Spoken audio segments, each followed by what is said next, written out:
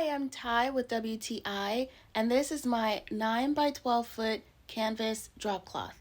So this is what the fabric looks like up close. Now I did throw it in the washing machine before I used it just to get all of the lint off of it. This is what it looks like laid out so you can see just how big it is. It's covering my entire living room. So I purchased this drop cloth because I saw a hack where people were reupholstering their sofa with drop cloth.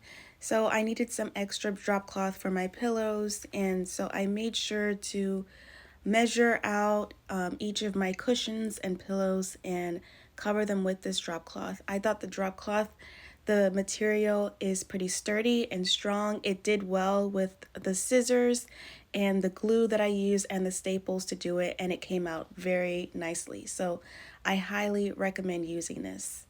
And that's my point of view.